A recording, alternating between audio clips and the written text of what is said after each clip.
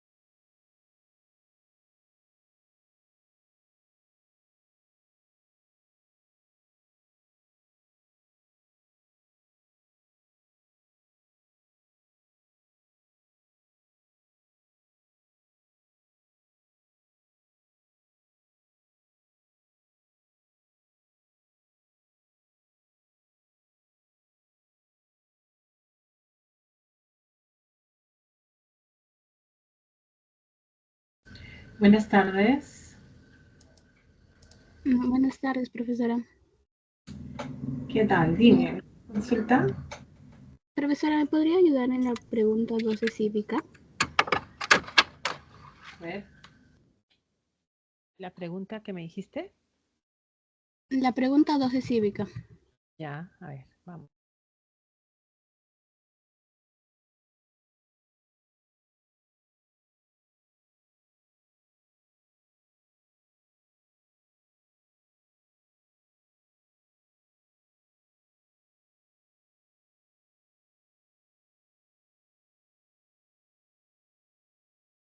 Ya dime cuál ha sido la dificultad de esta pregunta para ti. Profesora, ¿cuál es la diferencia? O sea, el ítem 2, el juez, ¿cuál es la diferencia entre un juez y un fiscal? El juez es la autoridad que representa al poder judicial y el fiscal está dentro o representa a lo que es el Ministerio Público. ¿Listo? Y cuando hablamos de, por ejemplo, de un juez, es el que da las sentencias judiciales, es el que define un proceso de conflicto, ¿no? Ante un delito, una denuncia, etcétera. En cambio, el fiscal ya es aquel que representa al Ministerio Público y el fiscal nos representa a todos nosotros ante procesos judiciales. Ya, el fiscal es si es el Ministerio Público, es un órgano constitucional autónomo en el cual él, a través del Poder Judicial, conjuntamente con los jueces, se dedican a lo que es la administración correcta de la justicia, ¿no? Por ejemplo, este es un juzgado, ¿ya? Este es un juzgado. Eh, Generalmente el que dirige el juzgado es el juez, ¿ya? Acá está el acusado, ¿ya? Este acusado tiene derecho a defensa, tiene su abogado. Y ahora, no es que es entre los dos nada más el proceso judicial. Cuando hay este tipo de cosas para que llegue a ser acusado, el que ha generado esa acusación es este de acá, que es el fiscal. ¿Ya? Es el fiscal que está en la otra parte. Entonces, para que se lleve este proceso, el fiscal ha presentado pruebas en contra de este acusado para que el juez sentencie y determine la acusación pertinente. Y el abogado es el que defiende. Y el fiscal es el que realiza los procesos de investigación, realiza las pruebas necesarias para llevarlo al juzgado y aplicarlo en contra de si esta persona es inocente o culpable, ¿no? ¿Ya? Sí, profesora. Ya. Gracias. Ok. ¿Y qué ha sido del ejercicio 2? ¿Cuál ha sido tu preocupación acá? El ítem 2, si la sentencia privativa pues, puede ser emitido por un juez. Dice acá la sentencia de pena privativa de la libertad que emite un juez por un delito cometido. Y eso es correcto, ¿no? Porque estamos hablando, dice, los derechos ciudadanos no se pueden perder de manera definitiva, ya que forman parte inherente de la condición del ciudadano. Es verdad, no se pueden perder los derechos, ¿no? Se suspenden, sí. Sin embargo, en ciertas circunstancias establecidas por la ley pueden ser inhabilitados. En relación a lo expuesto, dice, una sentencia de pena privativa que emite el juez por un delito cometido puede inhabilitarte, o sea, suspender tus derechos, y eso es correcto, ¿ya? El único que puede hacer eso es el juez, o sea, el juez a través de un proceso judicial lo hace. Por ejemplo, ¿qué hace? ¿No? Te sentencia con una sentencia de 10 años, de 8 años de pena privativa, ¿ya?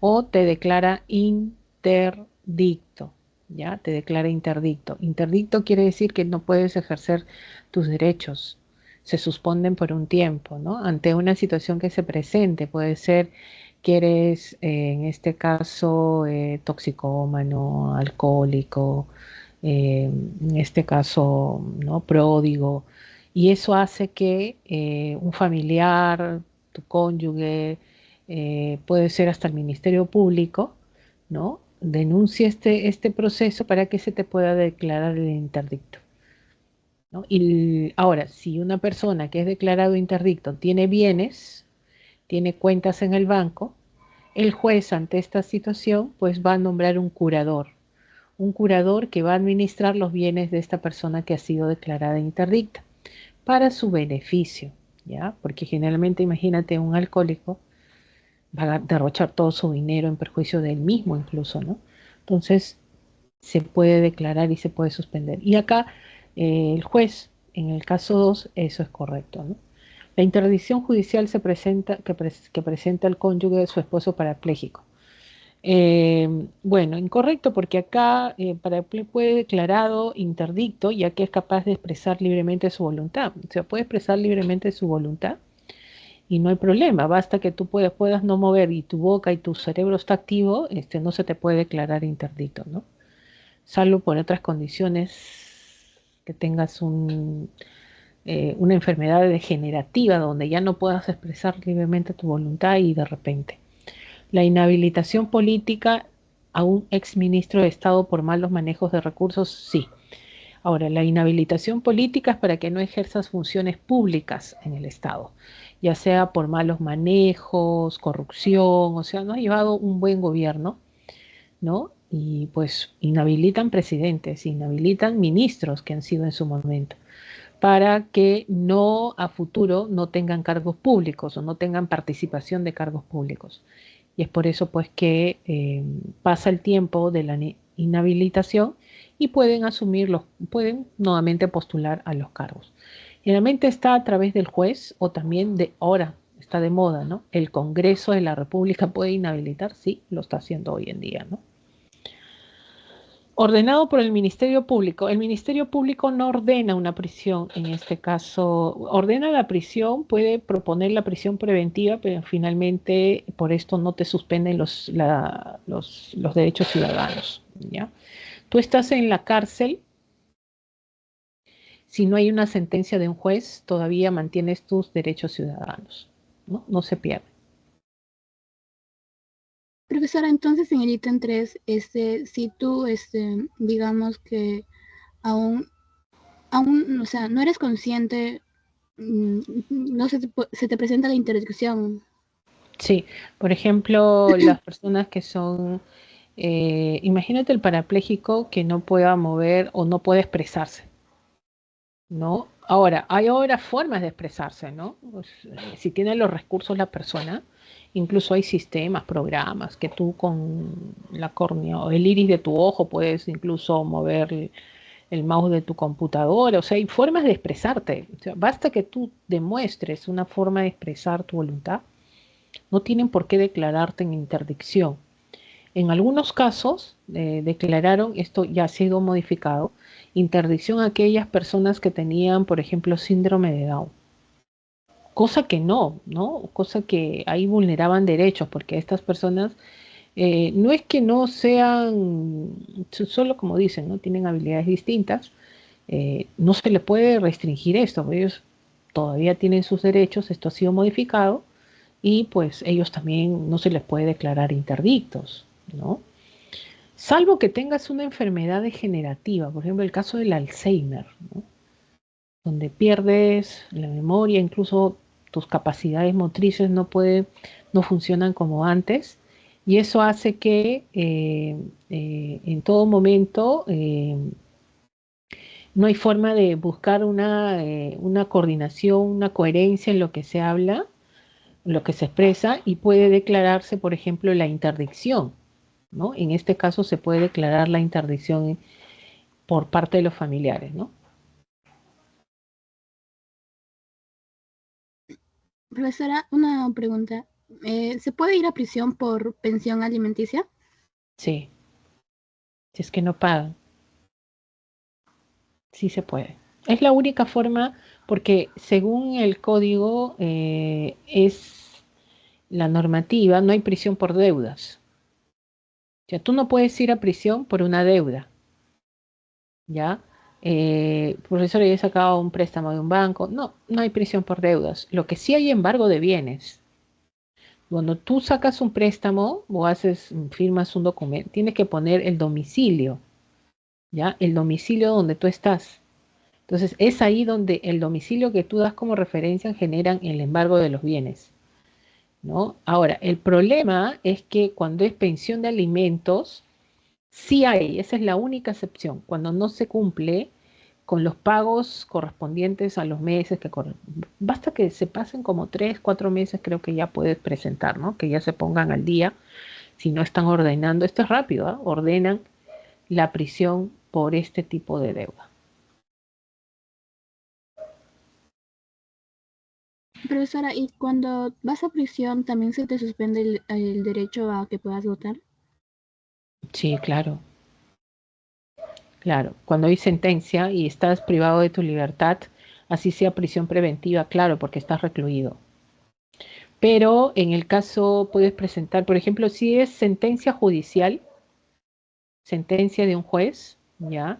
Y hay proceso de elecciones, no puedes porque tus derechos han sido suspendidos, pues. En cambio, si es prisión preventiva, ¿ya? En caso de prisión preventiva, como dice acá, prisión preventiva, y justo están las elecciones, bueno, tienes un justificante, pues. ¿Ya? O sea, tú tenías que ir a votar de manera obligatoria, pero mediante esta prisión preventiva no has podido ir y puedes justificarlo al Jurado Nacional de Elecciones. Que no ha sido en este caso, de voluntad no ir a votar, sino que se te ha impedido, ¿no? Y ante eso te pueden exonerar, puedes presentar tu solicitud al Jurado Nacional de Elecciones. Profesora, y una última pregunta. En el cuadernillo sale sobre el referéndum que ya han modificado, solo que ahora puede ser convocado por el presidente de la República. Si en el examen me viniera, ¿cuál entre verdadero o falso? Porque también en la otra parte dice que el referéndum se presenta con un voto no menor al 10% de electores. ¿Cuál tomo como referencia? Lo que pasa es que el referéndum es una consulta que se le realiza a la población. Es un derecho que nosotros tenemos, mira, dice, derecho de participación. Lo que pasa es que este derecho de participación está siendo limitado exclusivamente en esto, la reforma total o parcial de la Constitución. ¿Se entiende? ¿Ya? O sea, para realizar un referéndum, tú tienes que recabar, ¿qué cosa? El 10%, no menor del 10% de firmas del electorado nacional. ¿Ya? Nacional. Ahora, fíjate tú acá, dice, ¿no? Dice, pueden ser sometidas a referéndum la reforma total o parcial de la Constitución.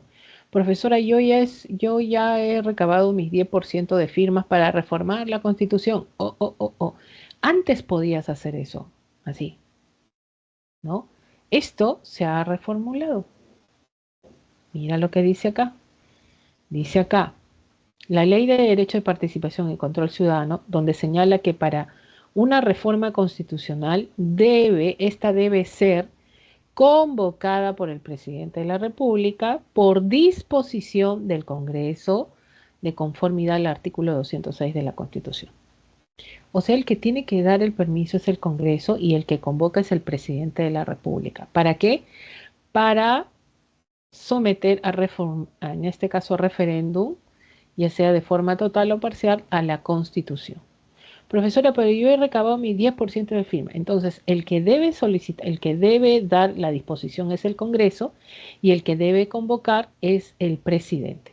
Antes era directo, ¿no? Ya junté mis 10%, ya está, y sometamos esto a referéndum, ¿no? Ahora ya no, ahora tiene que tener el permiso de estos dos poderes del Estado.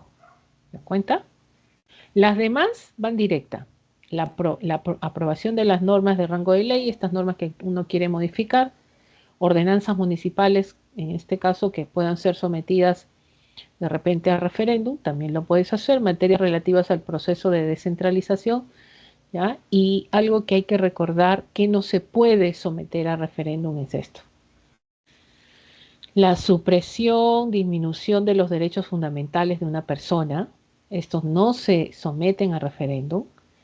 Las normas de carácter tributario, todo lo que tenga que ver con tributos, normas de no se van a referéndum, presupuestales tampoco, ni los tratados internacionales que están en vigor. Eso no se va a referéndum.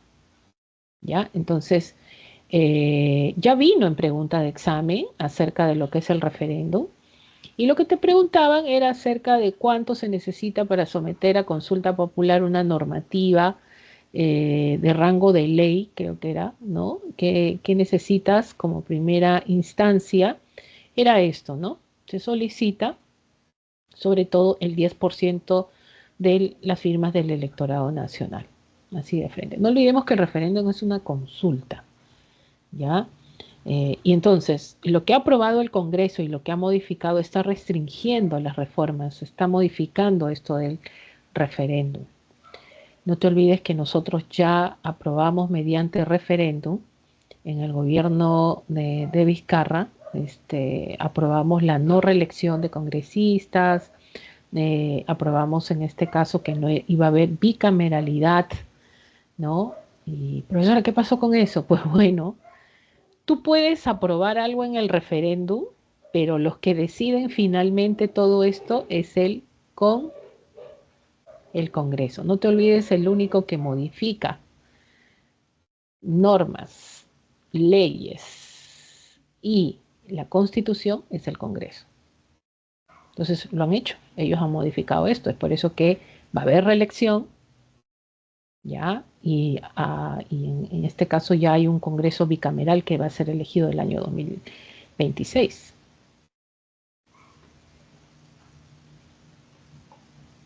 Ok, profesora, gracias.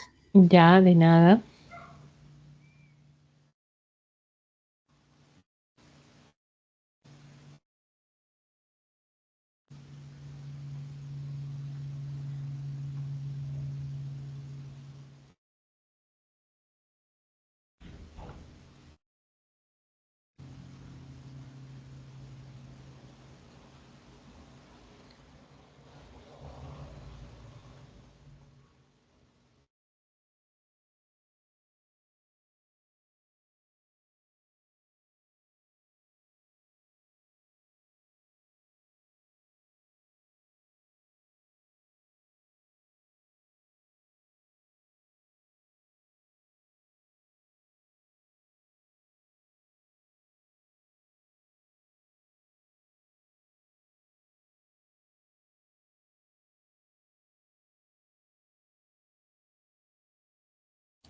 Vamos a la resolución del ejercicio número 1 de la semana 4 de Geografía. Bueno, corresponde a lo que es proceso de meteorización y erosión geodinámica externa. Dice, en una zona desértica con marcadas diferencias de temperatura, acá se mencionan las marcadas diferencias de temperatura, entre el día y la noche, se observa que las rocas presentan numerosas fracturas, desprendimientos, sin cambios en su composición y permanecen in situ. De lo mencionado, determina el valor de verdad de los siguientes enunciados referentes a este proceso geológico. Y para saber qué proceso geológico es el que se está mencionando en la pregunta, nosotros tenemos que pues ubicar cuáles son estas palabras que nos pueden ayudar a resolver esto, ¿no? Te habla de una zona desértica, te está hablando de temperatura, que es un agente acá, ¿no? Hablan de numerosas fracturas, desprendimientos y algo muy importante, que no sufren cambios en su composición. Y algo también importante, que permanecen in situ. ¿Eso qué quiere decir? Que estamos hablando de la meteorización, ¿ya? Física o mecánica, ¿no? Donde todas las pautas que nos da el enunciado de la pregunta hace alusión a este proceso. Entonces, nuestra respuesta va a estar referida a esto, en función a la meteorización física, ¿no? Vamos, uno dice, los agentes destructivos, ¿ya? Los agentes destructivos que fragmentan la roca son la humedad y el viento. No olvidemos que los agentes de la meteorización física es la temperatura, tenemos ahí acción de las sales, acción del hielo y tenemos la actividad biológica, ¿ya? Entonces, no se menciona humedad y viento. Si habláramos de viento, estaríamos hablando del proceso erosivo, y esto es, en este caso, falso. El proceso geológico descrito corresponde a la meteorización por termoclastía. Esto es correcto, ¿ya? Ya que estamos hablando que el agente que genera la fragmentación vendría a ser la temperatura, y eso es verdadero. En los desiertos se produce de manera recurrente y única la meteorización química. Bueno, única, de manera recurrente y única, no, porque estamos hablando, hay más meteorización física. Puede haber química, pero es la que predomina es la física, ¿no? Y acá dice, de manera recurrente y única, no, eso es falso. Puede haber los dos, pero uno es más que otro. Y en el caso de las zonas desérticas predomina la física, ¿no? Pero como te dice acá, y esto lo falsea más, recurrente y única, no es así. Por amplitud térmica, la roca llega a cambiar su estructura mineralógica, pero acá en el enunciado de la pregunta incluso tienes la respuesta, ¿no? Sin cambios en su composición y permanece, en este caso, in situ, ¿no? Estamos hablando de, acá, en este caso, la amplitud térmica, la roca llega a cambiar su estructura mineralógica y tenemos que esto es, en este caso, falso, ¿ya? Muy bien, entonces la respuesta vendría a ser falso, ¿ya? Falso. La respuesta sería falso, verdadero, falso, falso, ¿ya? Clave, en este caso, la clave C.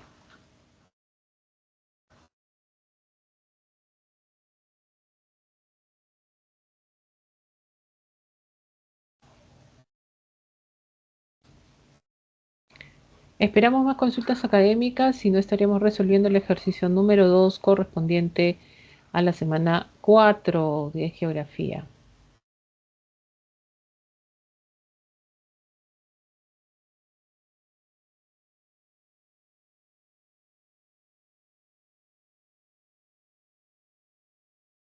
Nos vamos a resolver el ejercicio número 2. Dice lo siguiente, acá la meteorización química, está haciendo referencia sobre la meteorización química.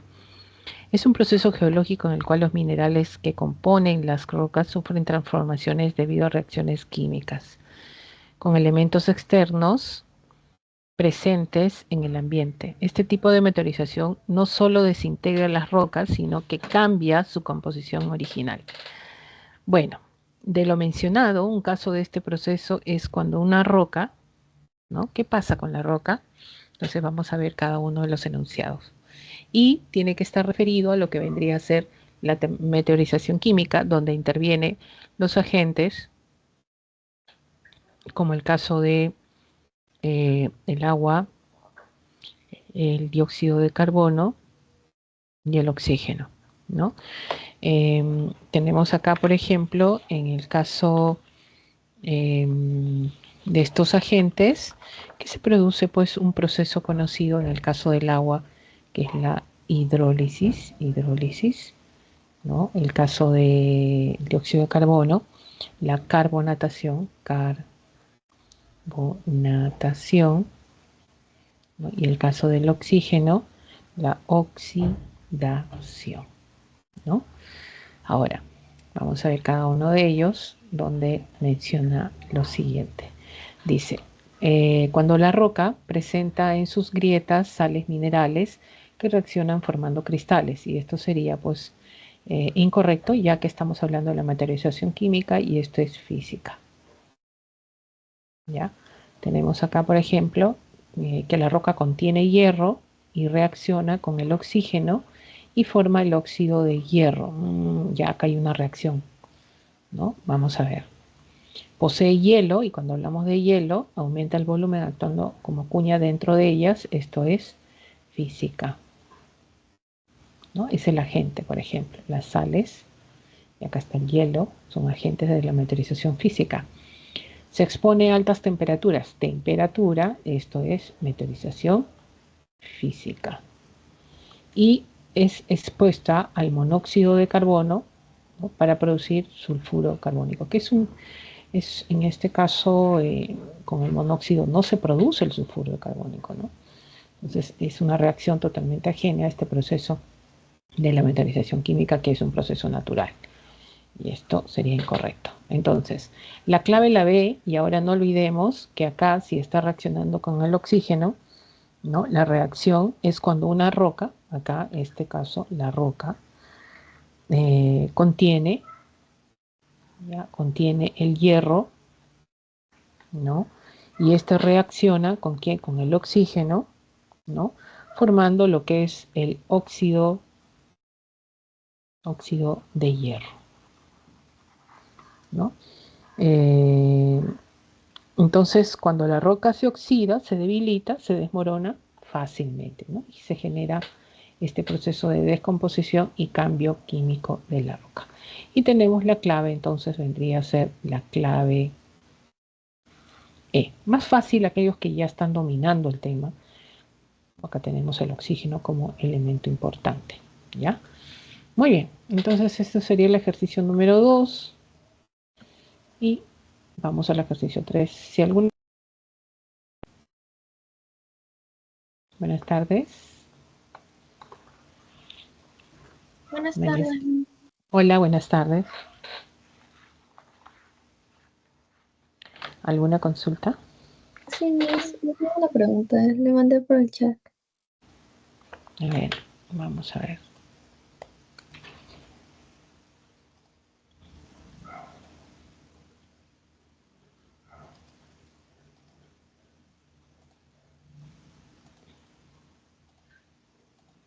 ¿Cuál ha sido tu inconveniente en esta pregunta? ¿Y dónde es la pregunta? De la del examen pasado. Ya, a ver. Tendría duda de la 3, si es que también es un derecho o no. En la 3. ¿Porque esta pregunta ya han dado clave o no? No tiene clave.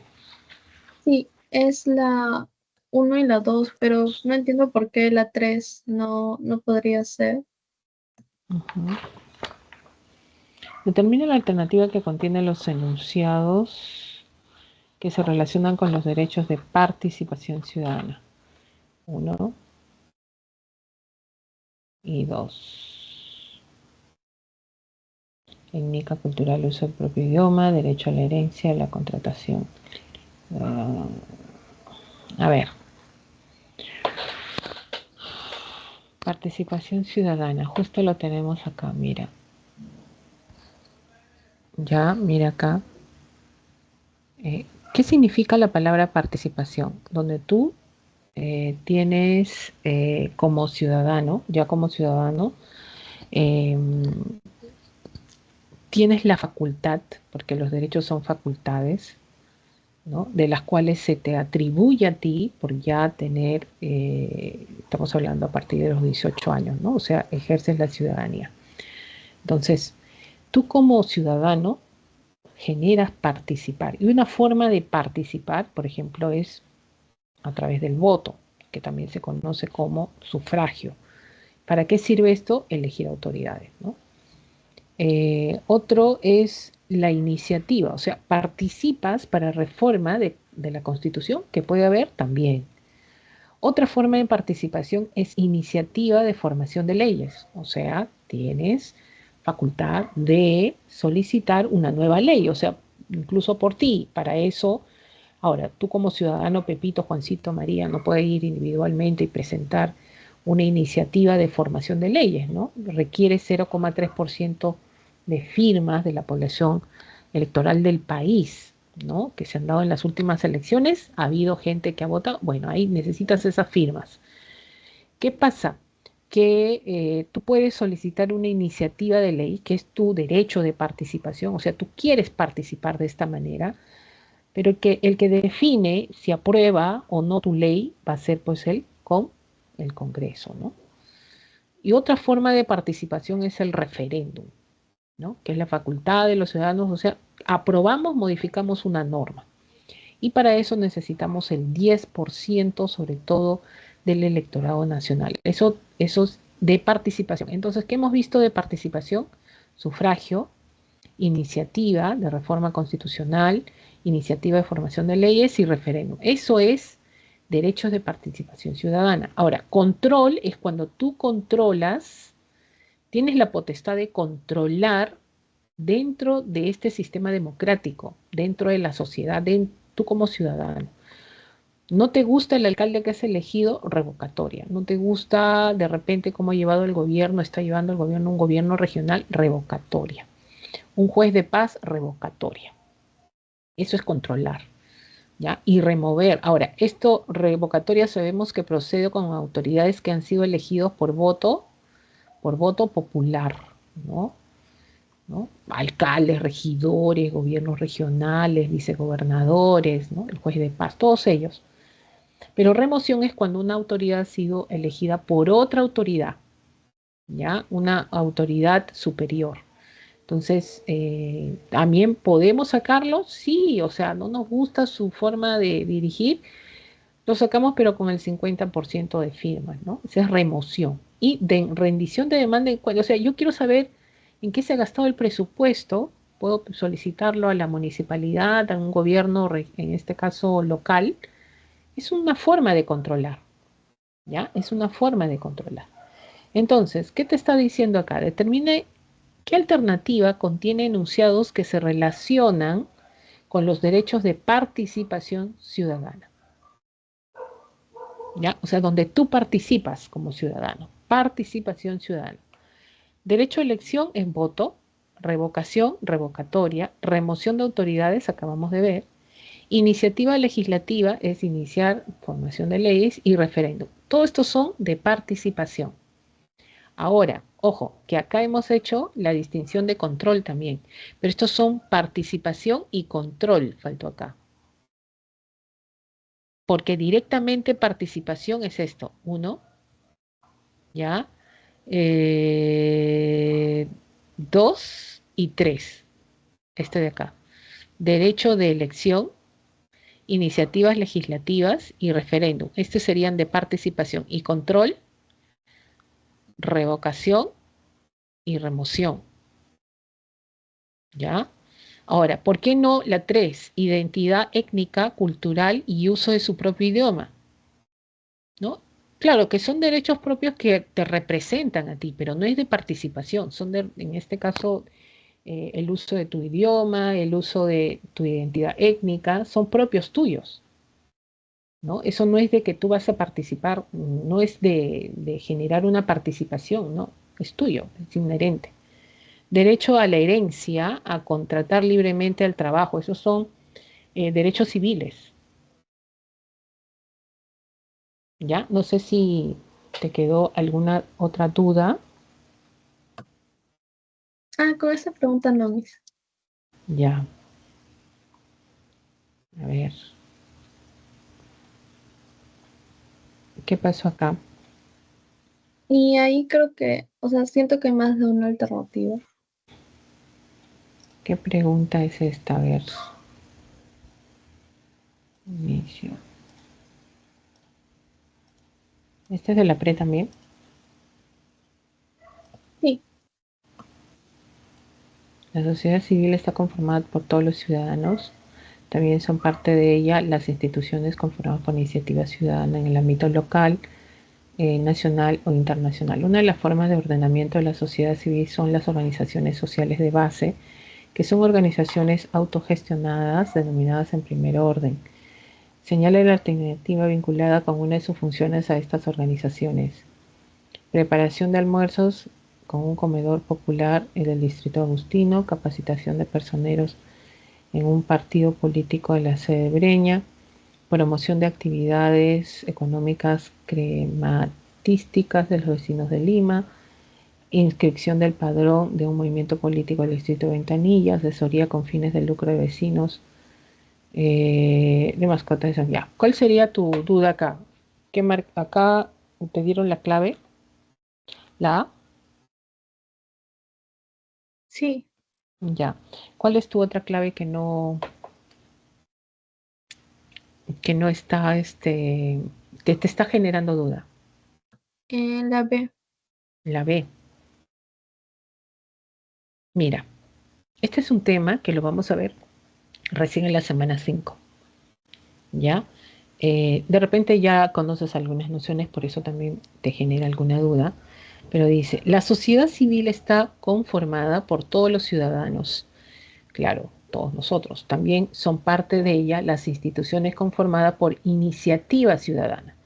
O sea, yo puedo tener una iniciativa ciudadana en conformar un grupo con un fin, ¿no? Quiero dar pues almuerzo a todos los, en este caso, adultos mayores de mi zona, de mi distrito, por ejemplo. ¿Ya? ¿Puedo tener esa iniciativa? Sí, lo puedo hacer. ¿Ya? En el ámbito local, puede ser local, puedo convocar solamente en mi distrito, puede ser a nivel de todo el Perú, pues me conecto con varias gentes que piensan como yo, o también a nivel internacional.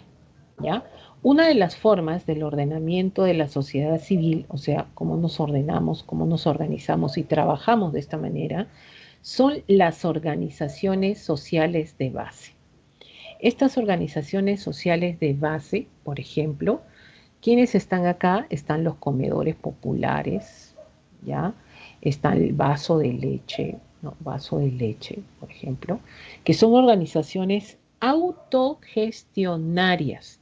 Quiere decir que ellos mismos preparan este insumo, porque en la mayoría va en competencia para dar alimentos a personas que lo necesitan, ¿no? Entonces son autogestionarias. ¿Que reciben donativos? Así es, donativos, ¿ya? Donativos puede ser, en este caso, privado o también del Estado.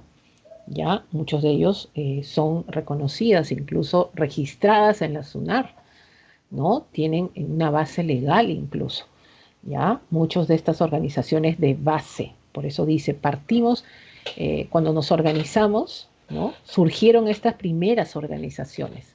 El vaso de leche, por ejemplo, en el Perú, desde la década de los 80 todavía, ¿no?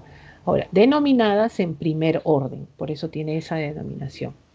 Ahora, estas organizaciones no es que yo voy a vender la leche como a mí me da la gana, yo voy a vender, no, o es la leche así para repartirlas a todos de manera gratuita, o el costo que se paga, por ejemplo, en un comedor popular, es lo mínimo que tú puedes ofrecer. Lo que tú quieres hacer es ayudar, no quieres beneficiarte de alguien, ¿ya?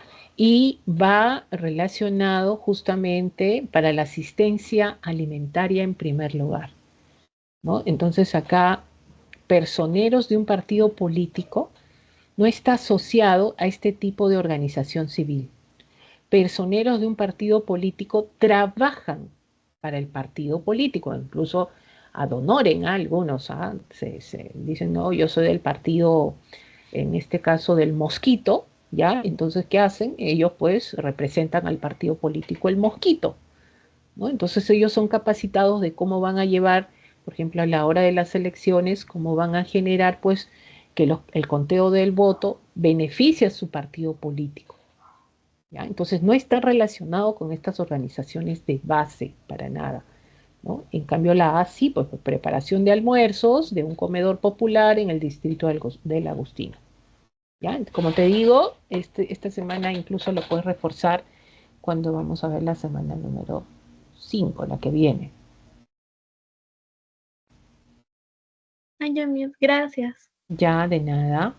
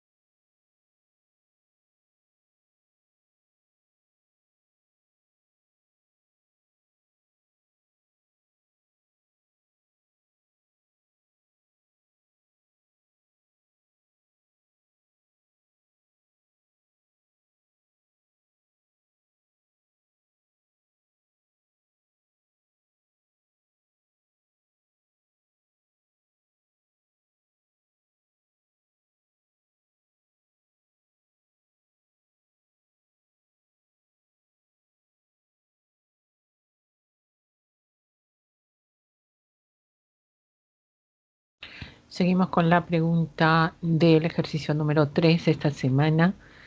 Menciona un delta es la formación geográfica en la desembocadura de un río cuando el flujo del agua disminuye, mar, luego el mar, lago o un cuerpo de agua grande, lo que provoca que los sedimentos transportados por el río se depositen.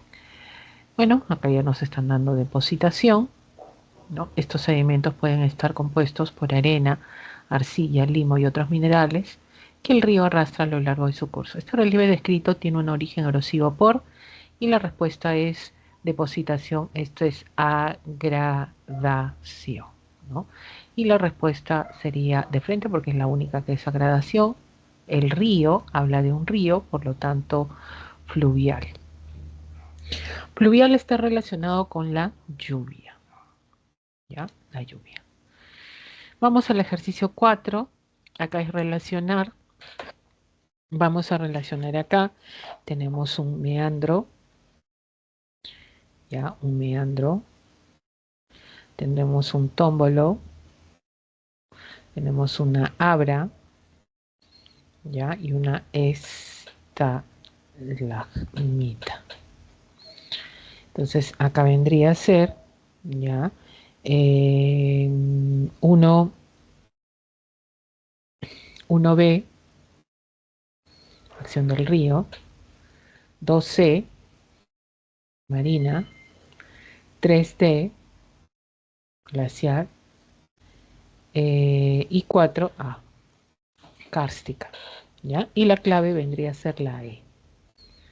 ¿Listo? Y estas serían las claves de la semana 4 de geografía de la semana 4, ¿no? 2025-1.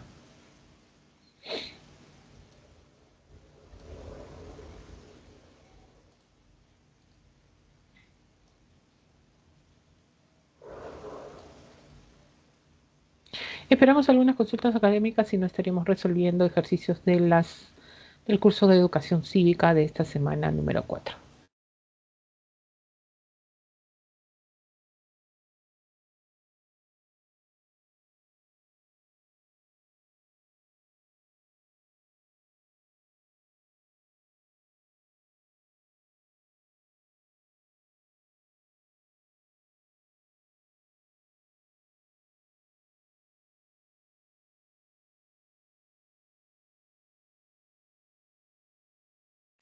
Buenas, otra vez Mayori, ¿cómo estás? Dime.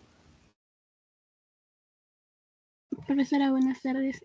Ahí en la pregunta que le mandé, quisiera que me ayude porque yo marqué la Corte Interamericana de Derechos Humanos y quisiera saber si está bien. Me guía porque dice la sentencia por la palabra sentencia.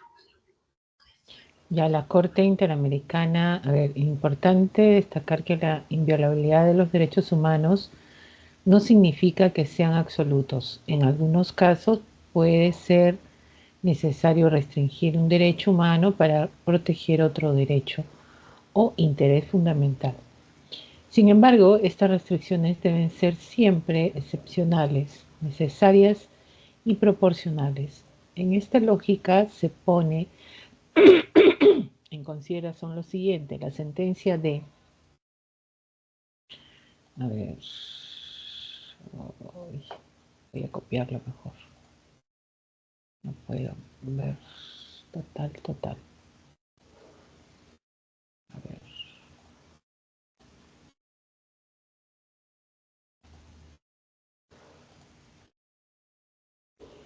ver, la sentencia sobre el caso de la toma de rehenes de la residencia del embajador Japón acerca del operativo Chavín de Huántar nos ha vuelto a plantear a los peruanos una discusión sobre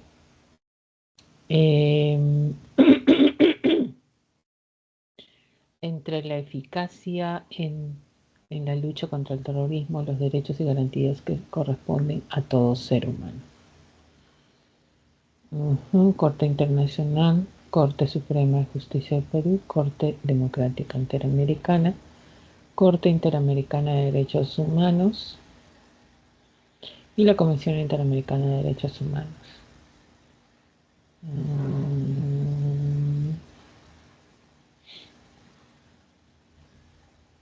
Lucha contra el terrorismo, los derechos secundarios que la vulneración. Es importante. A ver, acá te han dado un enunciado, dice, destacar que la inviolabilidad de los derechos humanos no significa que sean absolutos.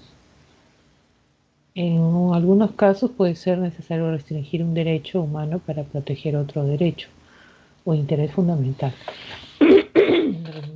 Sin embargo, las restricciones deben ser siempre excepcionales, necesarias y proporcionales. Se pone en consideración. A ver, ¿qué marcaste tú? La Corte Interamericana de Derechos Humanos. ¿Por qué lo marcaste? ¿Qué dijiste? O sea, Yo me guié por la palabra, más que todo por la palabra sentencia. caso toma los rehenes de residencia del Japón acerca de la operativa plantea a los peruanos una discusión sobre la eficacia en la lucha contra el terrorismo. Bueno, el único que sentencia acá es la Corte. Cuando se ha planteado ahora, Corte Interamericana de Derechos Humanos, sí, porque si hubiera sido que nosotros recién llevamos el caso para que sea juzgado en la Corte, ya puede ser ahí que pueda entrar recién por la comisión, ¿no? Porque por la Comisión Interamericana de Derechos Humanos es que se plantea si esto va o no va a la Corte. Ahora, las otras alternativas. A ver. ¿Dónde encontraste esta pregunta? Son materiales de otras academias. Uh-huh. ¿Y les han dado las claves de estas? No, no tengo la clave. Ah, tú te has conseguido, que son de otras academias. Sí, consigo material. Bueno, acá tenemos una política en la pre. Lo que pasa es que cuando son de otras academias no resolvemos esto. Porque acá estoy viendo un defecto. Ya, por ejemplo, acá dice Corte Suprema de Justicia, Corte Internacional. Por las alternativas yo puedo sacar que es la Corte Interamericana de Derechos Humanos, ¿no? Pero como te está hablando de inviolabilidad, te está hablando de restringir un derecho para proteger otro derecho, ¿no? Simplemente han copiado un caso que es el de Chavín de Guantar, ¿no? Lo han puesto ahí y han vuelto a plantear los peruanos y la única forma como tú llegas a la respuesta es por la palabra que tú me has dicho, sentencia. Nada más. ¿Ya? No hay otra. Ah, ok, profesora, y una pregunta. La comisión se, aparte de, en el boletín, bueno, sale que propone, o sea, Ujú. algunas medidas para proteger los derechos humanos y quisiera que me explique un poco mejor de eso. Lo que pasa es que la comisión, como no, su nombre lo dice, es una comisión ya encargada de velar los intereses cuando se genera la violación de derechos humanos en diferentes estados que pertenecen a los estados americanos, o sea, países, en este caso, que conforman la OEA o ya formen parte de la Convención o el Pacto de San José, ¿no? Entonces, la comisión busca, observa, está generando la observancia que se cumpla y no se transgredan los derechos. Manda oficios, cartas, cuando hay un quebrantamiento de alguna vulneración que pueda generarse de derechos humanos en algunos países, ¿no? Ya lo hizo con Venezuela, en el caso de situaciones, en el caso del Perú también, o vienen como observadores, también visitan, pero a pedido del país o con el permiso que pide la comisión para ingresar al país para ver si es que realmente se respeta el Estado de Derecho los derechos fundamentales de un país. ¿no? Con respecto a la población. Eso es como una comisión, es como que forma un grupo para proteger los intereses de los derechos humanos. Ahora, ellos no tienen, no es un juzgado, no tienen orden judicial, es no judicial su competencia. Y es por eso que lo único que pueden hacer es generar, observar y mandar ciertos oficios o cartas a los países, ¿no? Nada más. No hay otra cosa. La sede la tienen en Washington para poder generar a partir de ahí el nombramiento de los que van a conformar la comisión. Y son los que reciben, claro, son los que reciben casos de violaciones de derechos humanos, que ellos son los que trasladan esos casos a la corte, ¿no? Es como que, y quiero que se entienda, por ejemplo, cuando hablamos de violentación o que no se te reconozca, en otras palabras, no te han hecho justicia en tu país, es donde tú recurres a estos organismos internacionales. No vaya a ser que pensemos que para recurrir a la corte, por ejemplo, es solamente cuando, profesora, me han vulnerado mis derechos, quebrantado, ¿no? Enajenado mis derechos humanos. Estamos hablando de todos los derechos en general, ¿ya? El Poder Judicial tiene la máxima instancia de justicia, que es la Corte Suprema, ¿no? Cuando hablamos de la Corte Suprema, es la máxima instancia de justicia. Quiere decir que si tú llegas a la Corte Suprema, o sea, estás agotando toda instancia de justicia en el Perú. Algunos por ahí hablan hasta del Tribunal Constitucional, ¿no? Pero el Tribunal Constitucional se encarga de interpretar, proteger la Constitución política. Pero cuando hablamos de justicia, para nosotros está asociado a lo que es la Corte Suprema. Ha habido un caso, por ejemplo, y creo que hasta ahora lleva el proceso, si no me equivoco, que una persona, ya un peruano, llega al Perú casado, ya es casado, pero casado con uno de su mismo género. Este tipo de matrimonios no está reconocido en el Perú. O sea, no tenemos legislación que hablen de matrimonios del mismo género. Entonces, ¿qué sucede? El peruano se va a la RENIEC, ¿no? Y en la RENIEC quiere registrar su estado civil, que es un derecho que él tiene, ¿no? Ahora, ¿qué le dijo la RENIEC? Lo siento, yo no te puedo poner casado, ¿no? Pero yo tengo mi partida de matrimonio con mi pareja, ¿no? Entonces me tienes que poner estado civil casado. Y la RENIEC se basa en las normas que tenemos y dice, yo no tengo, ¿qué cosa? Ninguna norma que me exija inscribirte tu estado civil como casado. Entonces ahí viene el problema. Están vulnerando un derecho de esta persona de repente al reconocimiento, al estado civil que pueda tener. Entonces él ha recurrido al Poder Judicial.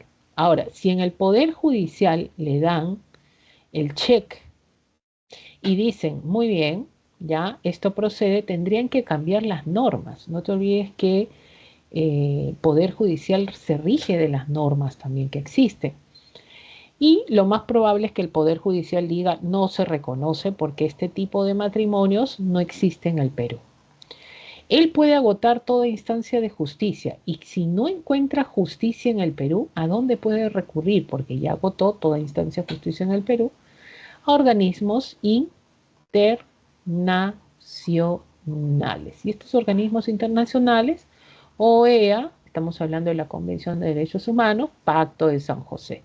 ¿Dónde va a ir tu queja? Mira lo que me han hecho en el Perú, han vulnerado mis derechos civiles, están relacionados con el no reconocimiento de mi estado civil, no quieren dar un brazo a torcer. Muy bien, la comisión es la Comisión Interamericana de Derechos Humanos, la que recibe mi caso.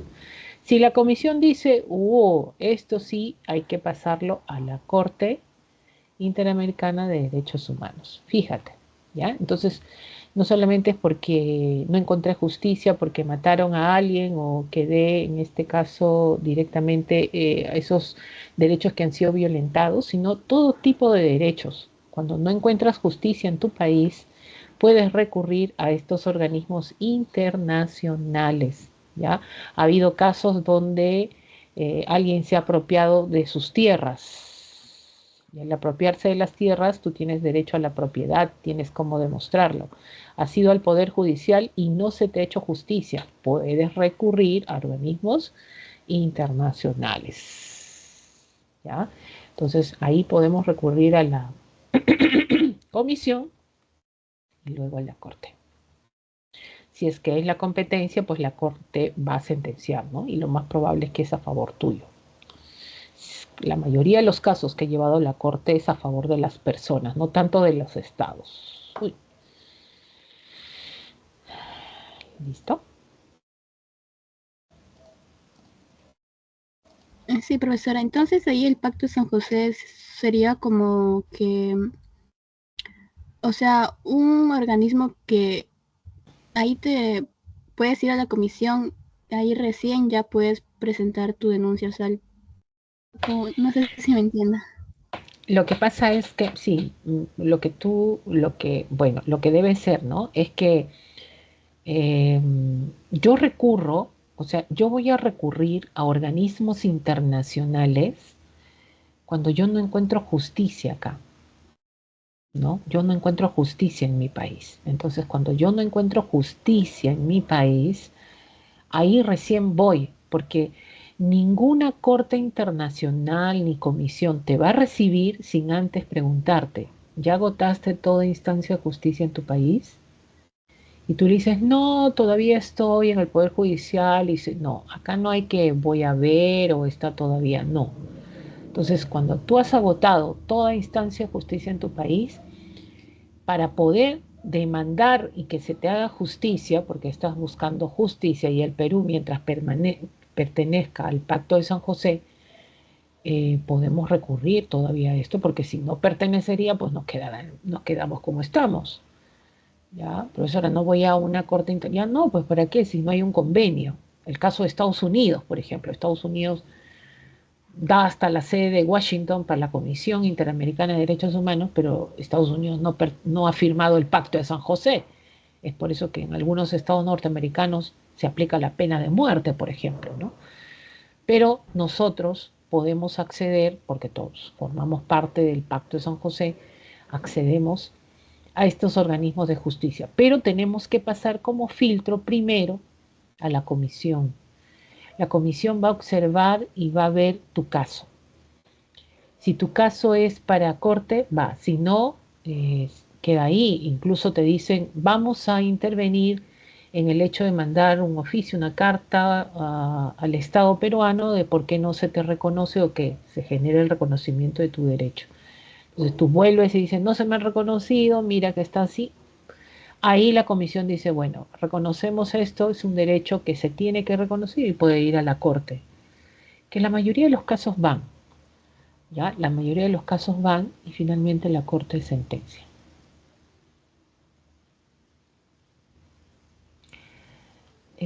Mayoría. Profesora, y si me pusieran en un ejemplo que una persona peruana ya ha agotado, o sea, todos los organismos en el Perú, a dónde debería ir, y se me ponen entre las claves Pacto de San José y Comisión Interamericana, sería la comisión, ¿verdad? Claro, la comisión. No te olvides que el Pacto de San José, ojo, no vayas a confundir esto, jamás, nunca en tu vida. Ya, esto de acá, por ejemplo, esto de acá, nunca, nunca, jamás en tu vida vayas a confundir esto, ¿no?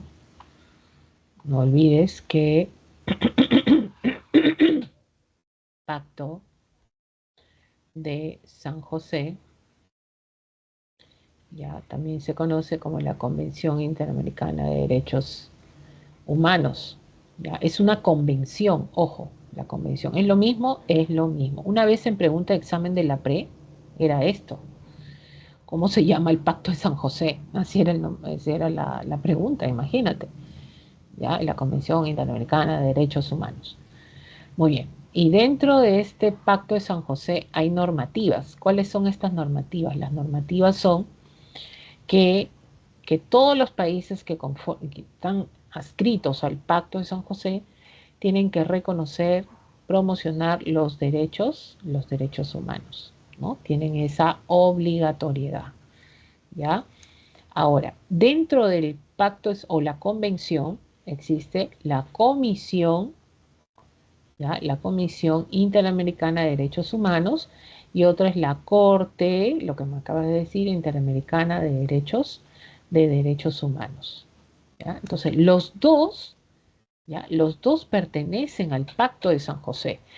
La pregunta que tú me acabas de hacer, ¿no? Si acaban de vulnerar, por eso ya agoté toda instancia de justicia en el Perú. Me ponen acá Pacto de San José, ¿ya? Y B, me ponen la Comisión Interamericana de Derechos Humanos, por ejemplo, ¿no? Ahí va tu duda, ¿ya? Entonces, quieras o no, indirectamente, los dos serían respuesta. ¿Por qué?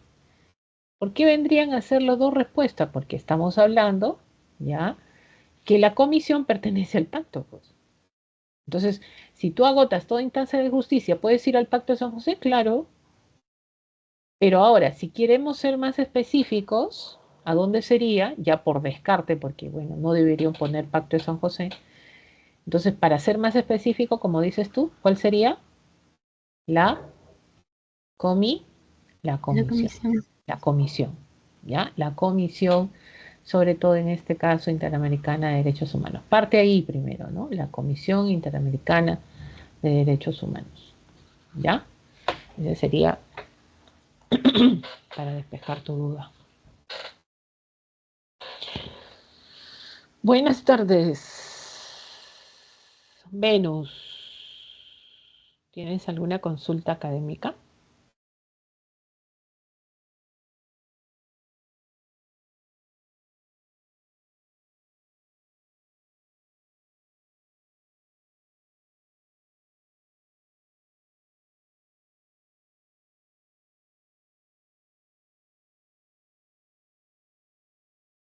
¿Todo bien, Mayori? ¿Alguna otra consulta?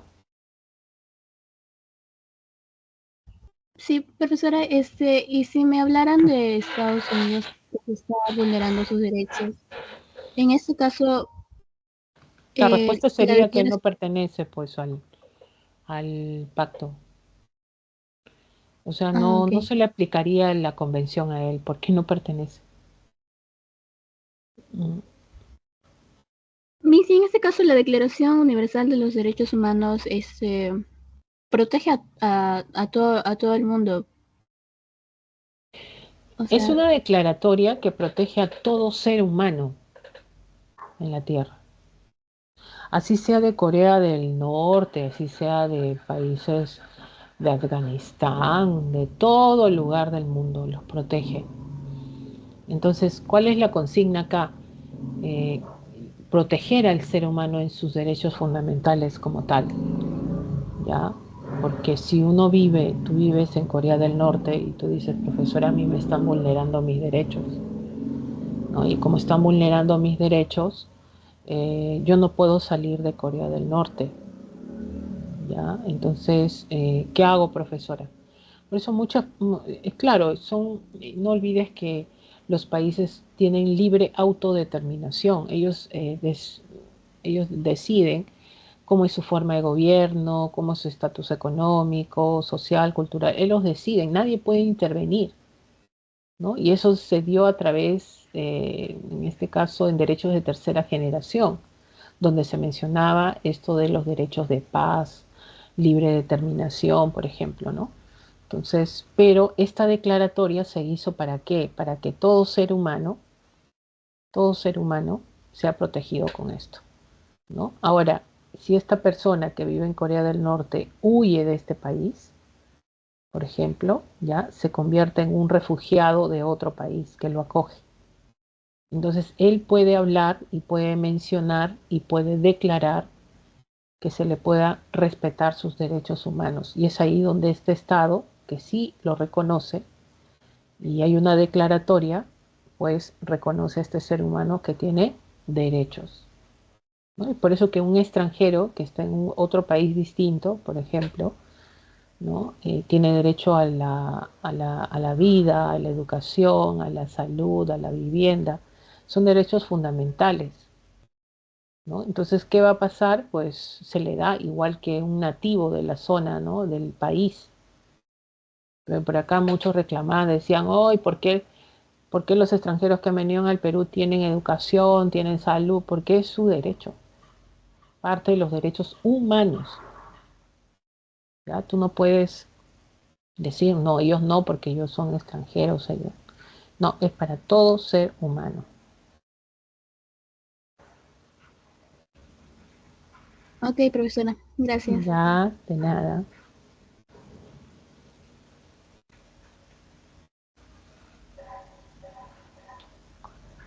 Ah, ah.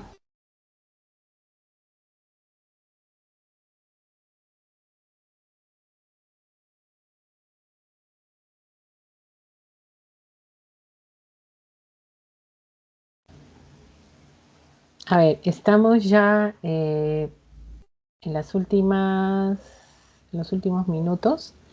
Estamos dejando las claves ya como han podido observar de la semana 4 de geografía y la semana 4 de educación cívica. De esta manera nos estamos despidiendo hasta una próxima oportunidad, consultas académicas la próxima semana y a seguir estudiando y preparándose. Nos vemos. Muchas gracias. Hasta luego.